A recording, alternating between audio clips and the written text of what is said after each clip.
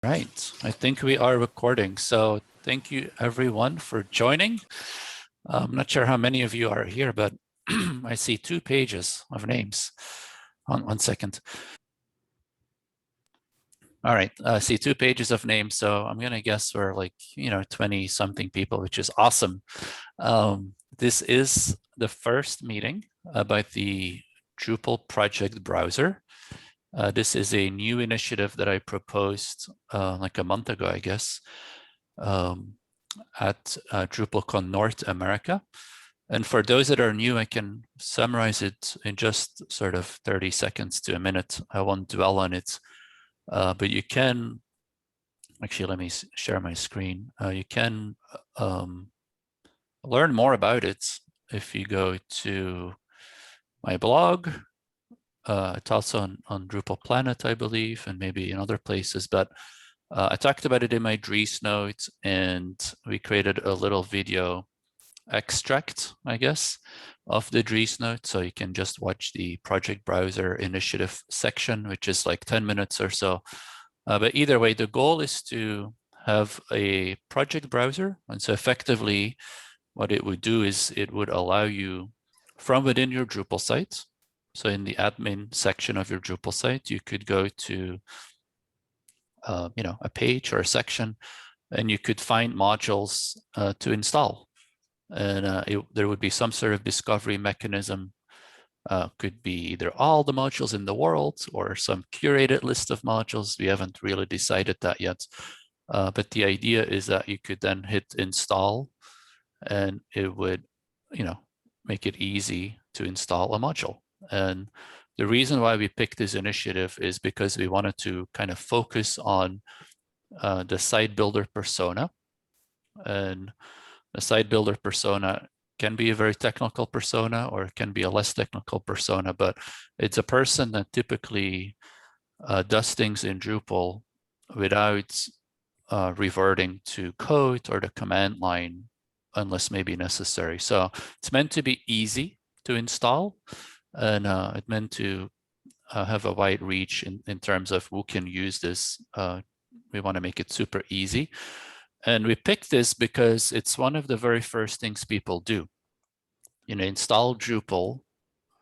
Typically, what you wanted to do is, very quickly, either you want to create a page and create some content, or you want to install a module. And so we wanted to take a lot of the friction out of finding modules and then installing modules, which today, as you all know, you have to go to Drupal.org, you have to find your way through the navigation structure, and then, you have to use a project browser on Drupal.org, which has like 40,000 or something modules.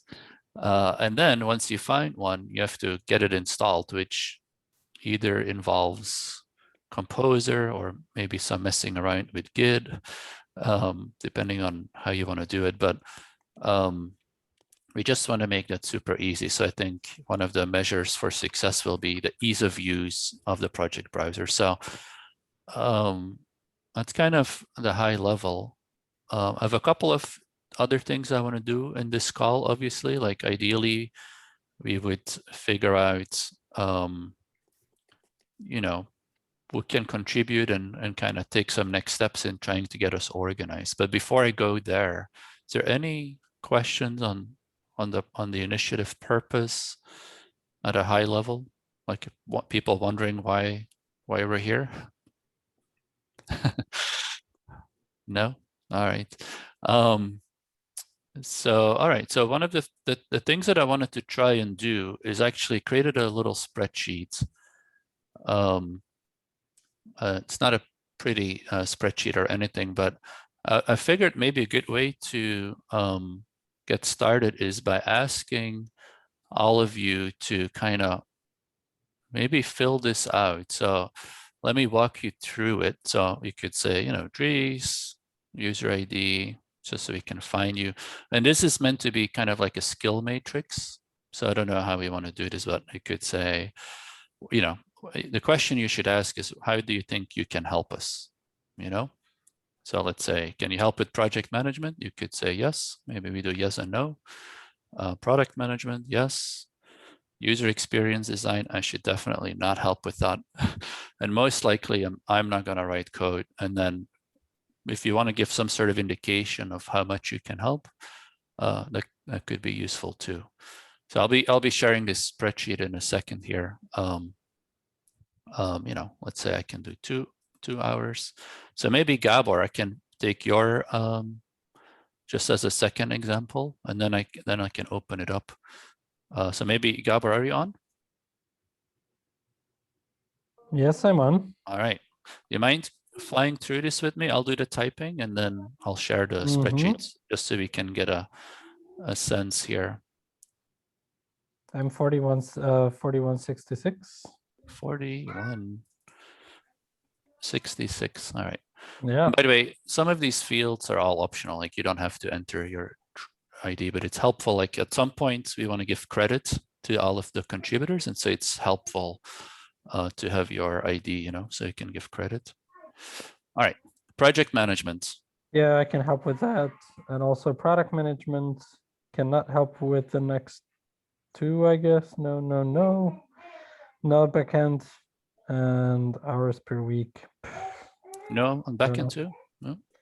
Maybe 4. All right. So that's the idea. I think I figured it's maybe useful to go through, you know, 2 examples so you get the idea. So let me paste this link. I'll paste it here in the chat. And then I'll paste it in Slack too. So I guess what we could do in the next minute or two is you could open it up and kind of, you know, put in a little bit of data. So the reason why we're collecting this is because, you know, we're going to have to split the work. I mean, obviously we need to talk about the requirements. What should this project browser thing do, which is what I consider product management. It's defining the requirements. Then obviously we want to design a UI or something and a user experience. So that's user experience. And then ultimately we have to implement it, which would be, you know, that, yeah, documentation is a good add. Great. If there's other missing columns, let me know or add it. Look at this. Pretty cool. And obviously you can always change your mind. Neil Drum, that's so smart to use your alias versus a number. Sorry, that's me being old school. Obviously we've had this alias feature for many years now. I'll put in my email address too. I don't know how we'll communicate yet. We have the Slack channel, but occasionally it might be easy to send an email or a calendar invite or something.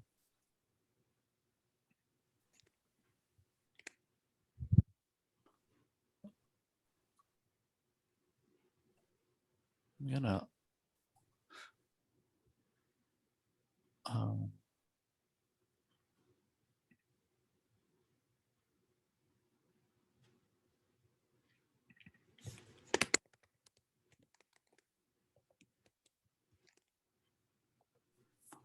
I'm making all the yeses green here.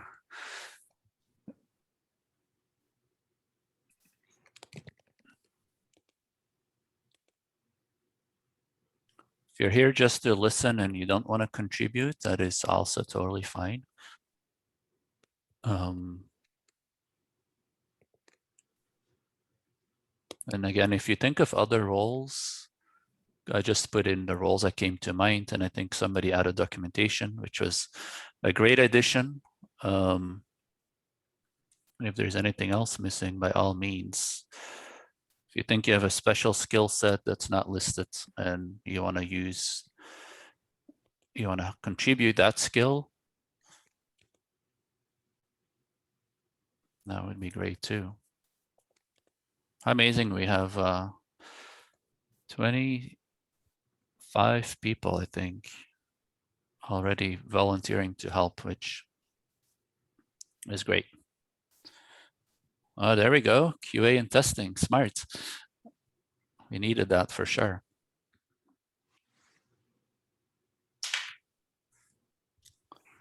How are we feeling? Maybe we can all go back to the Q&A testing column. All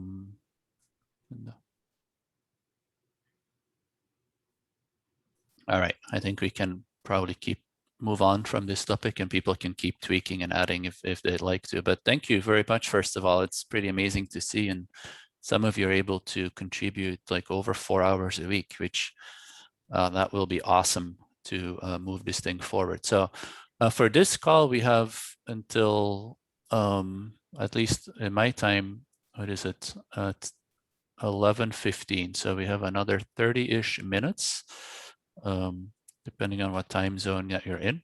So let me ask,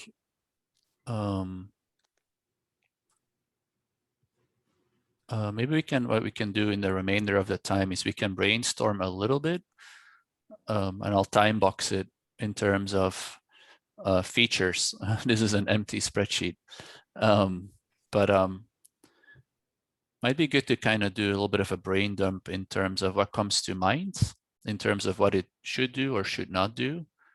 And then I'd love to wrap up the call, obviously later, trying to align on some next steps, you know. So we can call this next steps for in a bit. So so maybe what we do is we could I'll just put in some thoughts here. Again, we can try and do this kind of completely collaboratively, but yeah, like let's say I can give an example, or if there's a question, like you can put in questions too. Like for example, one question that I have could be all modules or curated modules, meaning if you go to the project browser, the UI, should it show everything in Drupal, or should we be much more curated? Like in the past, we've spoken about sort of approved modules or something. That would be one example, right? Like and I don't have the answer, but it's a thing that we need to discuss and figure out. So feel free to like dump whatever's on your mind in the spreadsheet. And then we can kind of see, we can kind of get a good sense of what's on people's minds.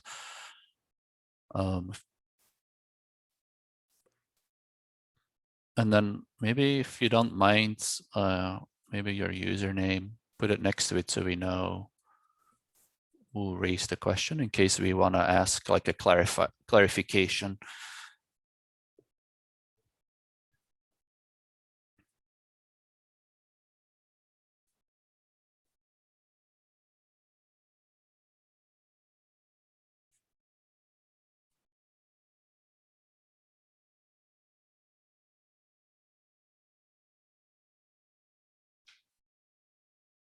All right, anything you want to discuss, put it on there, I would say.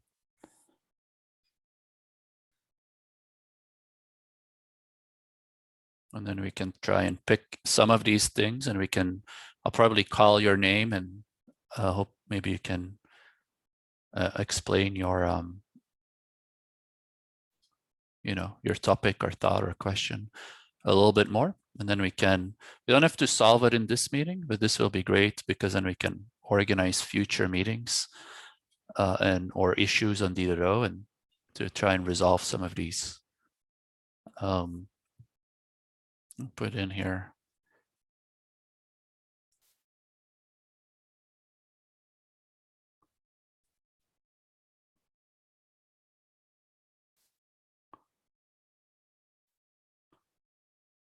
+1s. Good idea. You can prioritize it a little bit.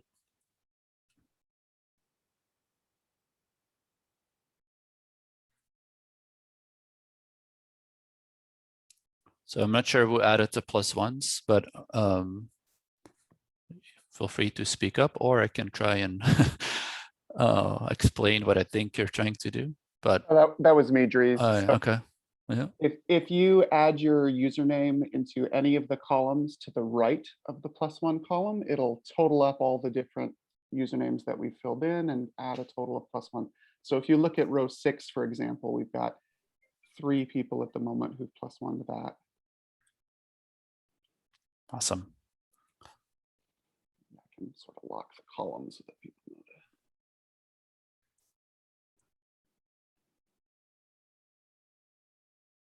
All right, I'll give it 30 or so more seconds, I think.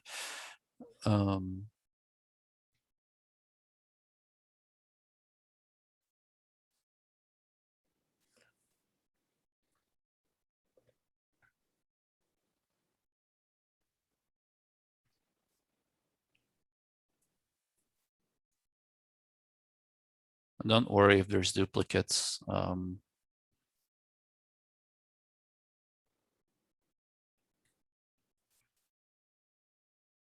Oh man.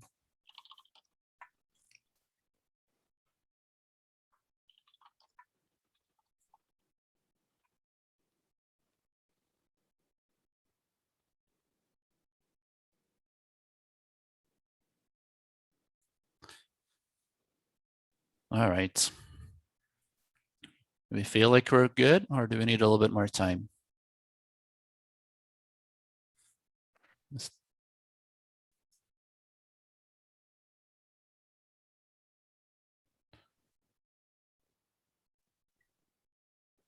All right. Let's start talking, and as things come to mind, feel free to add to them. You know, throughout the conversation, there might be more ideas. So take a look at the +1s real quick and maybe see if that allows us to prioritize this a little bit. So maybe we start with row 6 then, because it has 3 +1s. So what I'm going to do is I'm going to time box this part of the meeting because I do want to get to next steps too. But let's align a little bit on some of these things. So who wants to maybe just explain promoted modules a little bit? Maybe one of the 4 people.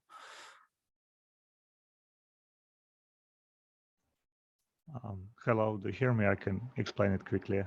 Perfect, thank you. Yeah. So like I worked a lot with the WordPress before the Drupal and in parallel with Drupal, and the thing that happened to the WordPress community that I think it was happening, it's just they have ability to create a very big and popular modules because some people spending a lot of like company times on that, and they trying to sell it. So in my opinion, only the possibility to allow other people to make a business based on the contributed modules is the only way to make it like the same, very like similar size like they have in WordPress. So like by promotion, it's like, for example, someone want to like a commerce guys want to promote their module as like a commerce, the single goods commerce solution. So they should like add some, like, for example, pay some money for the saturation, for the reviews, for the paid time curations and other things. And they like in the case people we see that model is the first like a first promoted line. So I meant only that one. Thank you. Awesome. Yeah, thanks for that explanation. So the idea would be have some system that allows us to have promoted modules that organizations or individuals can potentially pay for to be promoted, providing a potential revenue stream, you know, for the project or the Drupal association. I mean, or both, right? So I think that's a very interesting thing to evaluate. Cool. Let's see what's next here. So them items with 2 +1s is this one, which I've already explained. In my mind, maybe I can add a couple more words because I added it. But the question is, do we want to add every module on the planet that's available on Drupal.org, or do we want to have some, you know, some curated list of modules? And it could be automatically curated. It doesn't have to be manually curated. So maybe curated isn't the right word, but the idea would be like, do we only want to show modules with security coverage, or do we only want to show modules that we know have a certain quality? Because, and where this is coming from is a fear, in a way, that when a less technical person installs a module through the project browser, that it would, sort of crash their site, if you will. And then if you're not very technical, how do you recover from that? You know what I mean? So if the persona is a less technical person that doesn't know how to get in the code, how do we make sure that they never have to get in the code? And so does that require different, filtering if of all of the modules? So that's really the topic. Maybe I can add a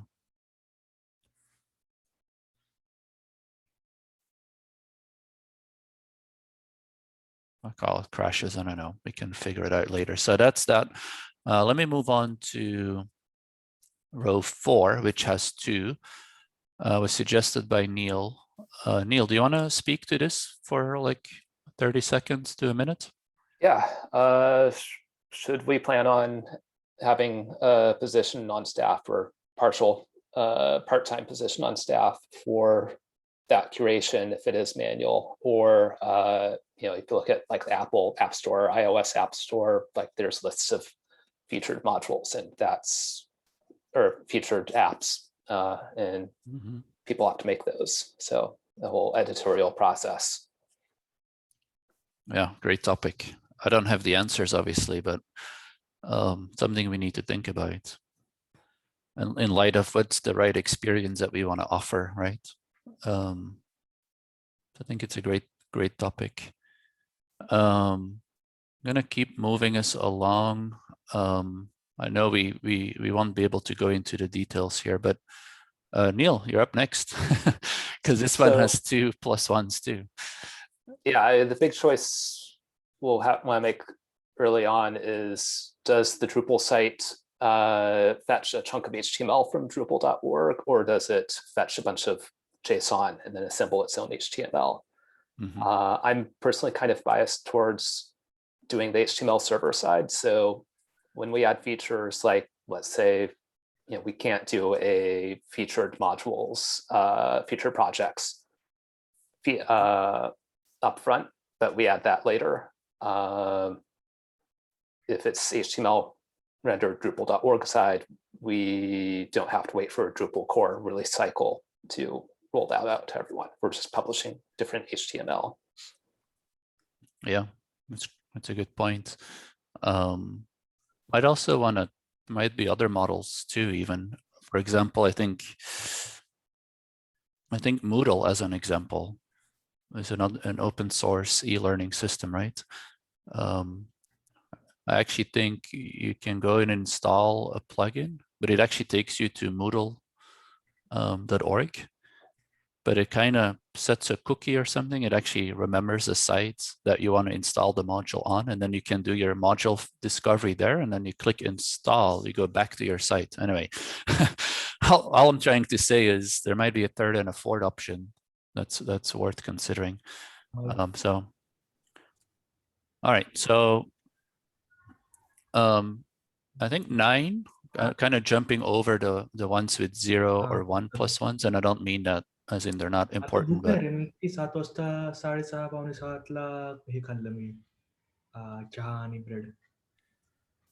not sure if that was. Yeah, Ajit, I think you are Yeah, on mute. that's what I thought too, but I wasn't sure. Anyway, let's go to row 9 for a second, which is, how do we prevent users from breaking their sites? Backup and restore. Let me mute Ajit. There we go. Alec, and I hope I pronounced that right. Yeah, thank you.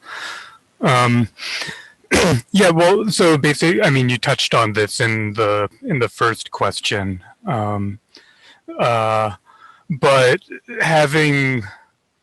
I think working with the best practice of having a clone site which I've often done on shared hosting platforms. But being able to work with a clone and make a backup and restore from a backup and like make a Git commit, I think, well, like not necessary for like a proof of concept version of the project browser, but I think that'd be pretty essential for like a stable, usable version. Yeah, I agree. Like we can break people's sites, and if we do, we need to be able to restore. You know. Yeah. Yeah, that will be interesting question. Hopefully, we can leverage a lot of the work that's happening around the automated updates initiative, because there's a, if this is a Venn diagram, there's a lot of things, a lot of shared problems to solve around, especially around quality and security, I think. Whether it's the first time you install a module or whether it's an update of an existing module that you have previously installed. There's a lot there around this topic. So I'm hopeful we can leverage existing ideas or hopefully some existing codes as well. So we'll have to figure out how we collaborate with that initiative. So I'll do one more because I do want to leave like 15 minutes or maybe one or two more. So, Hestenet, back to you. Sure. On user ratings. I've added this one just because I know that there's a long-standing issue in the queue about doing the same idea on Drupal.org. So it seems like a related idea. But very simply, as part of the sort of sorting and curation of which modules are featured, the sort of, if we had 5 newsletter related modules on Drupal.org, how do you choose between them? Do we provide a quality signal such as user ratings, star ratings out of 5, or just a binary, yes, I would recommend this, or no, I wouldn't recommend this, and use that as part of the engine that lets people decide what to do. So yeah, makes a lot of sense. And then right. I'll go ahead with my next one because it's totally related, and it's is it also 33? Yes, exactly. Okay. Well, so yeah. So row 33 is recommending modules based on what's already installed. So if somebody has something within, say, the commerce ecosystem, do we want to be able to have a section of the project browser that says, hey, since you're using commerce, you may want to know about commerce accounting plugin, or billing reconciliation plugin, or something else. Right.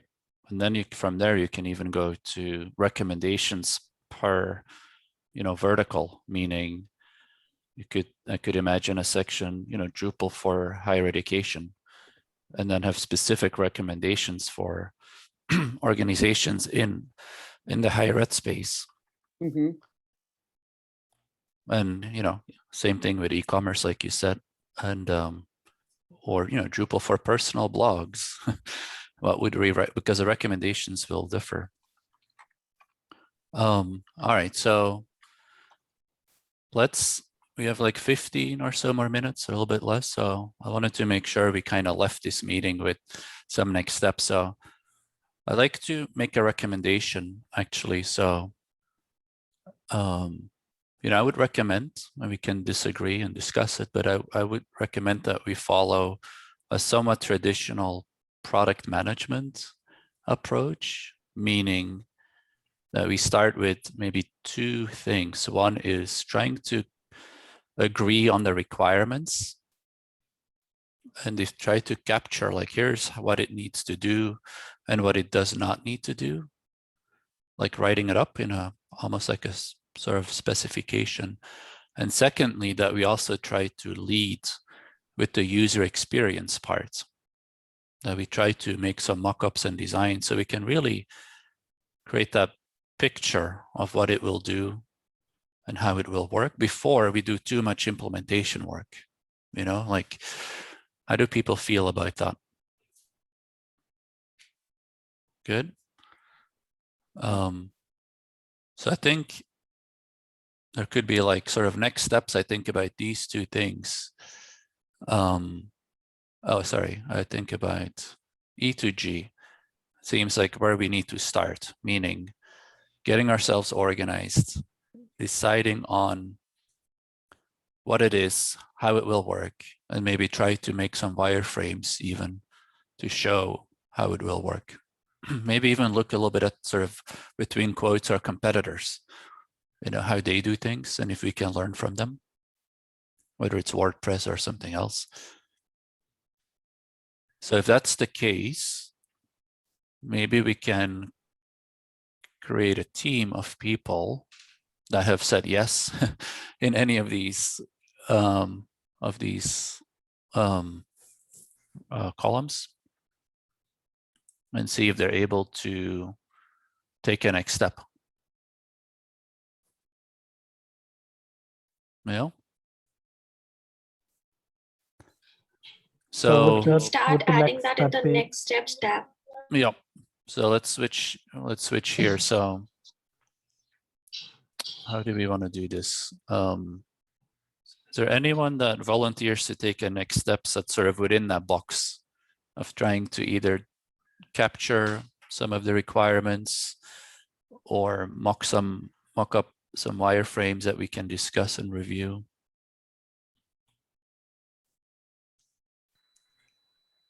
Or, you know, volunteers to coordinate some meetings between people that said yes.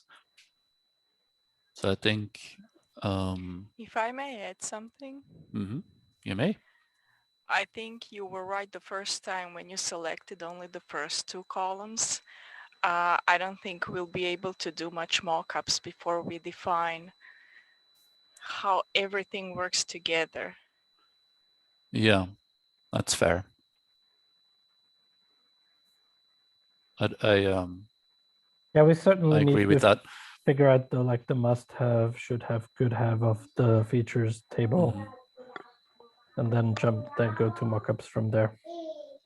Yeah, so that's a good idea. Like maybe I'll add that in here. So if we think about collecting and identify the requirements, we could say it would be great to kind of make a list and organize them by must have, should have, nice to have.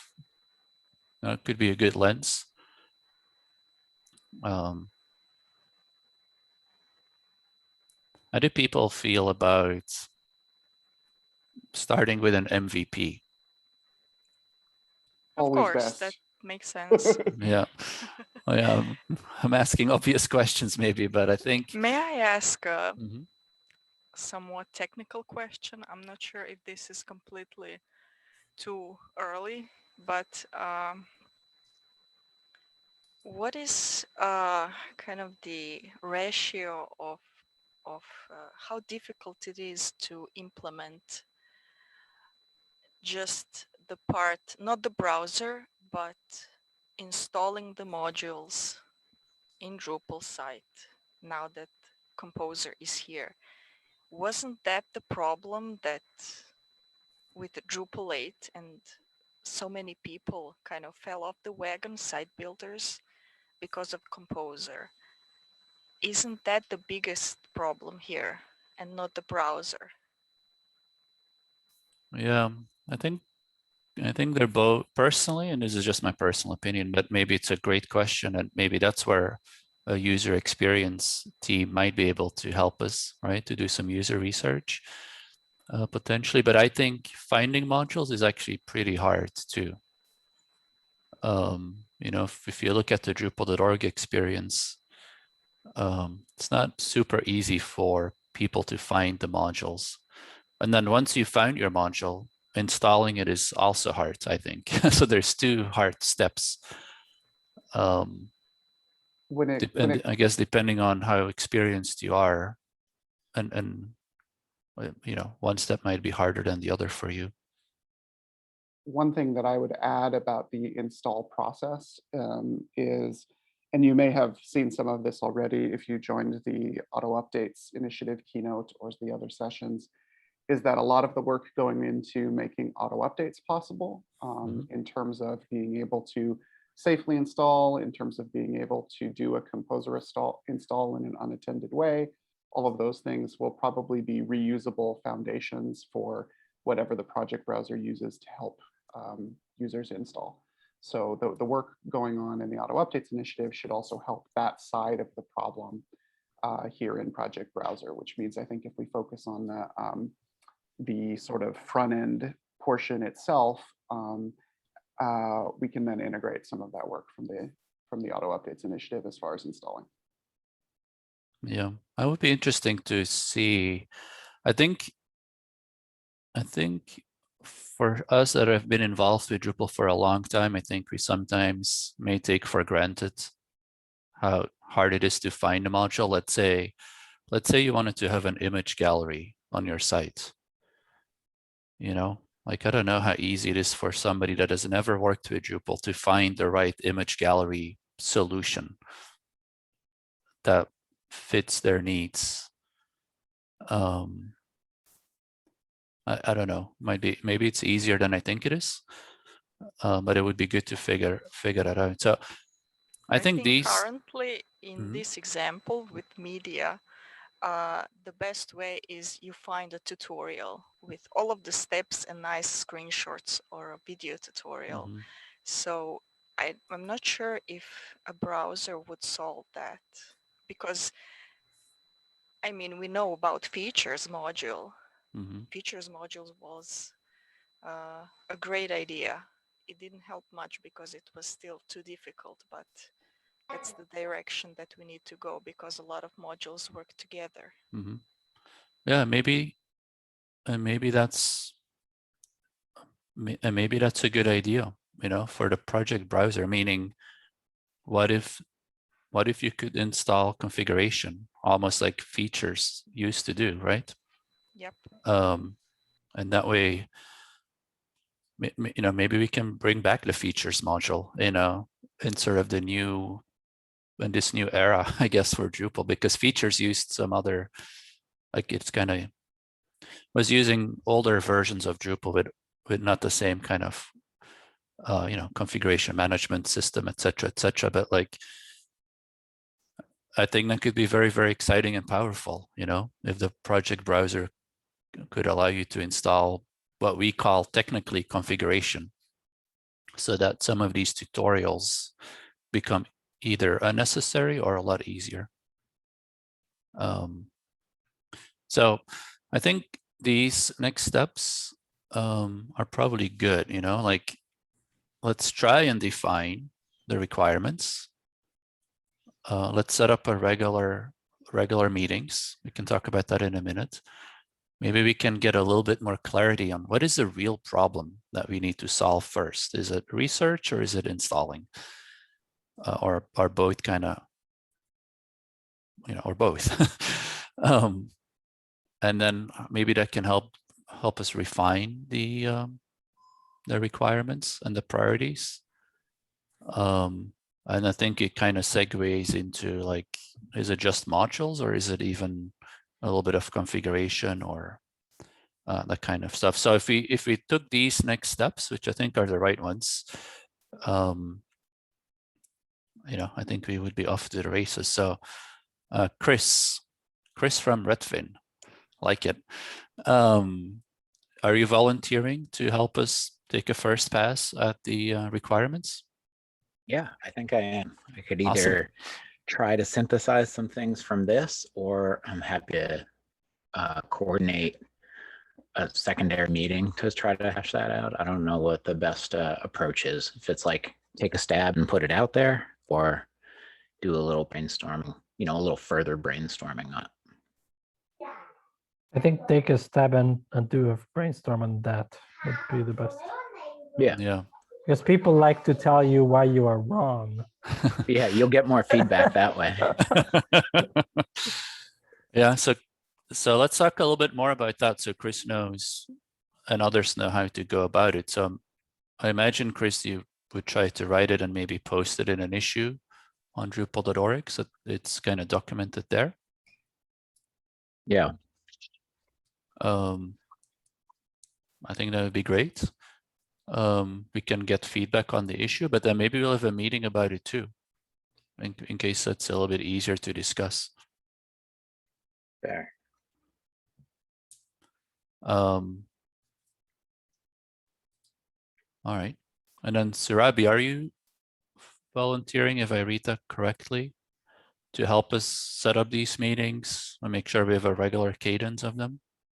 Yep, I can do Awesome. that. Awesome, thank you. But there are some questions maybe in terms of what time zone and what format everybody would be comfortable with. When I say format, I mean, do we want in-person meetings or do we want the Slack chat meetings? I'm not sure what people prefer generally, or what other initiatives are, what approach is most commonly used. It's a Personally, really The mixed. Slack chat meetings are most common these days. Hmm. Maybe we can discuss it over Slack itself. Yeah. That'd be a good starting point. Yeah.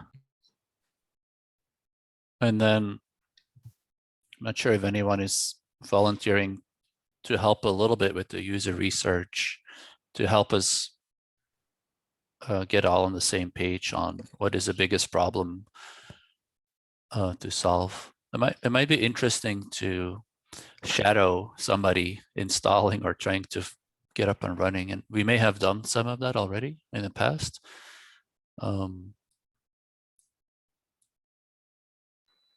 How far wide do we cast the net in terms of site builders?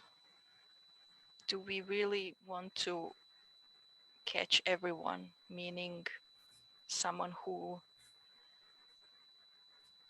doesn't have a local environment set up, someone who only has a shared host, someone who just knows how to navigate file browser?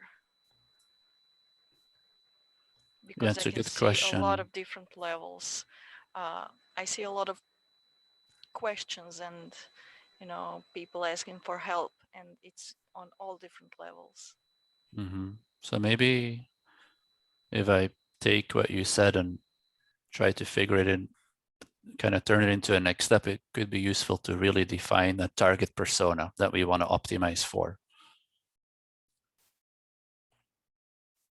Yeah, is that fair to do?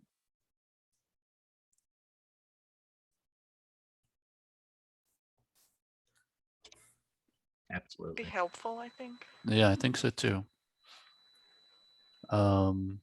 Anyone that wants to take a first step at that one?